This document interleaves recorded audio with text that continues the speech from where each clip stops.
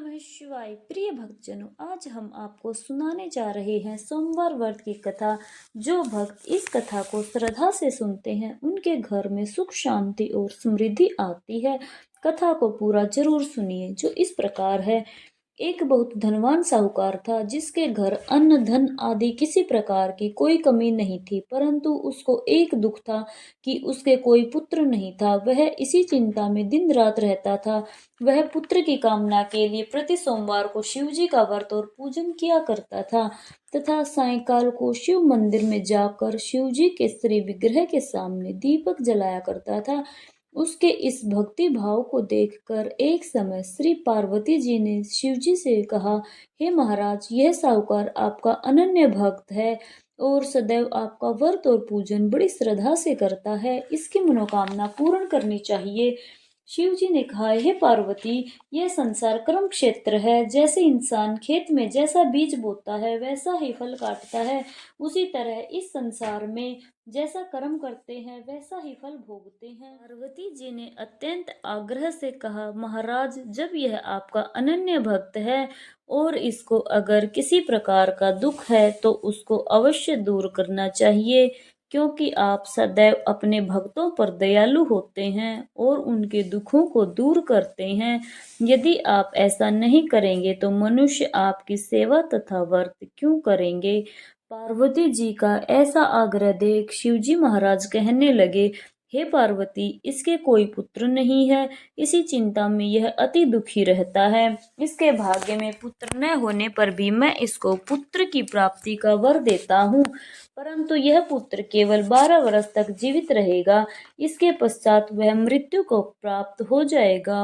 इससे अधिक मैं और कुछ इसके लिए नहीं कर सकता। यह सब बातें साहूकार सुन रहा था। इससे उसको न कुछ प्रसन्नता हुई और न ही कुछ दुख हुआ। वह पहले जैसा ही शिवजी महाराज का व्रत और पूजन करता रहा।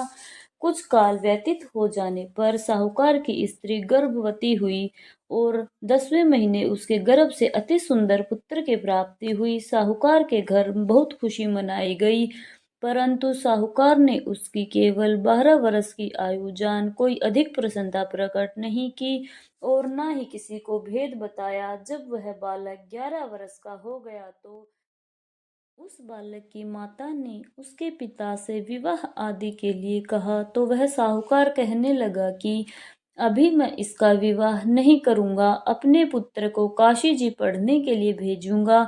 फिर साहूकार ने अपने साले अर्थात बालक के मामा को बुला उसको बहुत सा धन देकर कहा, तुम इस बालक को काशी जी पढ़ने के लिए ले जाओ और रास्ते में जिस स्थान पर भी जाओ यज्ञ करते और ब्राह्मणों को भोजन करवाते हुए जाओ।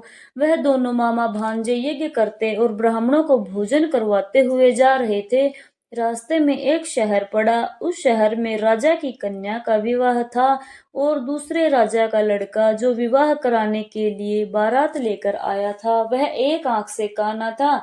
उसके पिता को इस बात की बड़ी चिंता थी कि कहीं वर को देख कन्या के माता पिता विवाह में किसी प्रकार की अड़चन पैदा न कर दें।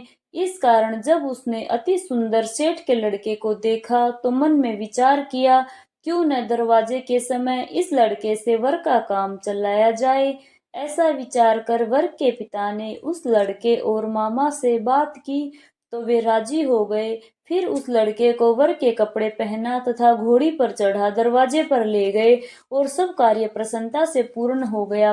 फिर वर के पिता ने सोचा कि यदि विवाह कार्य भी इसी लड़के से करवा लिया जाए तो क्या बुराई है। ऐसा विचार कर उसने लड़के और उसके मामा से कहा, यदि आप फेरों का और कन्यादान के काम को भी करा दें तो आपकी बड़ी कृपा होगी और मैं इसके बदले में आपको बहुत कुछ धन दूंगा। तो उन्होंने स्वीकार कर लिया और विवाह कार्य भी बहुत अच्छी तरह से संपन्न हो गया।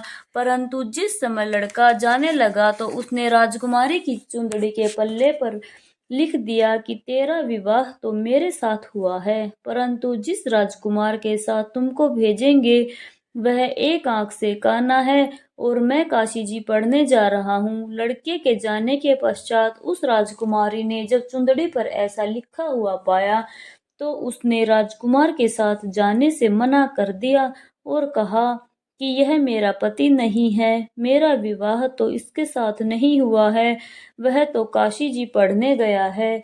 राजकुमारी के माता-पिता ने अपनी कन्या को विदा नहीं किया और बारात वापस चली गई। उधर सेठ का लड़का और उसका मामा काशी जी पहुँच गए। वहाँ जाकर उन्होंने यज्ञ किया और लड़के ने पढ़ना शुरू कर दिया। जब लड़के की आयु 12 साल की हुई तो उस दिन उन्होंने यज्ञ रचा रखा था कि लड़के ने मामा से कहा, मामा जी आज मेरी तबीयत कुछ ठीक नहीं है। मामा ने कहा, ठीक है अंदर जाकर सो जाओ। लड़का अंदर जाकर सो गया और थोड़ी देर में उसके प्राण निकल गए। जब उसके मामा ने आकर देखा तो वह मुर्दा पड़ा है। उसको बड़ा दुख हुआ और उसने सोचा कि अगर मैं अभी रोना पीटना मचा दूंगा तो यज्ञ का कार्य अधूरा रह जाएगा। अतः उसने जल्दी से यज्ञ का कार्य समाप्त कर ब्राह्मणों के जाने के बाद रोना पीटना शुरू किया। संयोगवश उसी समय शिव पार्वती जी उधर से जा रहे थे। जब उन्होंने जोर जोर से रोने की आवाज सुनी तो पार्वती जी कहने लगी, हे महाराज कोई दुखिया रो रहा है, इसके कष्ट को दूर कीजिए। जब शिव पार्वती ने पास जाकर देखा तो वहां एक लड़का मुर्दा पड़ा था। पार्वती जी कहने लगी, हे महाराज यह तो उसी सेठ का लड़का है जो आपके वरदान से हुआ था। शिव जी कहने लगे, हे पार्वती इसकी आयु इतनी ही थी सो यह भोग चुका। तब पार्वती जी ने कहा, हे महाराज इस बालक को और आयु दो, नहीं तो इसके माता पिता तड़प तड़प कर मर जाएंगे।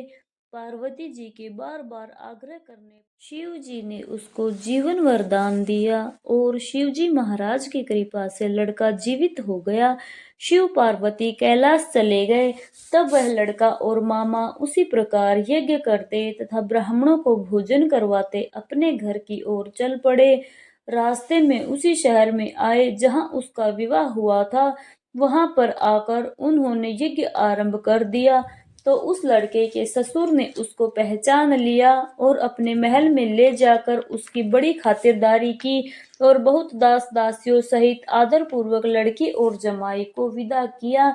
जब वह अपने शहर के निकट आए तो मामा ने कहा, मैं पहले तुम्हारे घर जाकर खबर कर आता हूँ। जब उस लड़के का मामा घर पहुंचा तो लड़के के माता पिता घर की छत पर बैठे थे और यह प्रण कर रखा था कि यदि हमारा पुत्र सकुशल लौट आया तो हम राजी खुशी नीचे आ जाएंगे, नहीं तो छत से गिरकर अपने प्राण खो देंगे। इतने में उस लड़के के मामा ने आकर यह समाचार दिया कि आपका पुत्र आ गया है, तो उनको विश्वास नहीं आया।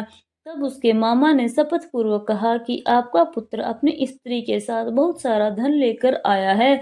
तो सेठ ने आनंद के साथ उसका स्वागत किया और बड़ी प्रसन्नता के साथ रहने लगे। इसी प्रकार से जो कोई भी सोमवार के व्रत को धारण करता है अथवा इस कथा को पढ़ता और सुनता है उसकी समस्त मनोकामनाएं भगवान शिव पूर्ण करते हैं। बोलिए ओम शिव पार्वती पते हर हर महादेव। ओम जय शिव ओंकारा भज जय शिव ओंकारा, ब्रह्मा विष्णु सदा शिव अर्धांगी धारा।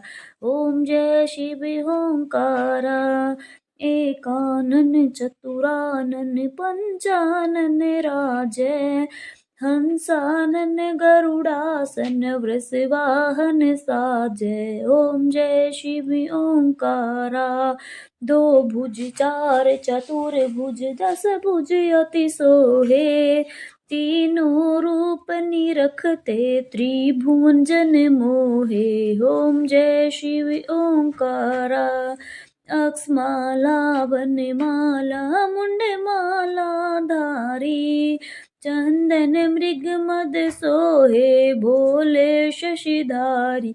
ओम जय शिव ओंकारा, श्वेतांबर पीतांबर बाघंबर अंगे, सनकादिक ब्रह्मादिक भूतादिक संगे। ओम जय शिव ओंकारा, कर के मध्य कमंडल चक्र त्रिशूल धरता, जग करता जग भरता जग पालन करता। ओम जय शिव ओंकारा, ब्रह्मा विष्णु सदा शिव जानत अविवेका, प्रणवाक्षर के मध्य ये तीनों एका। ओम जय शिव ओंकारा।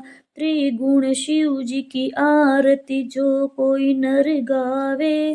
कहत शिवानंद स्वामी सुख संपत्ति पावे। ओम जय शिव ओंकारा। अगर आपको ये वीडियो पसंद आई है तो कृपया करके कमेंट में हर हर महादेव जरूर लिखें और चैनल को सब्सक्राइब करें।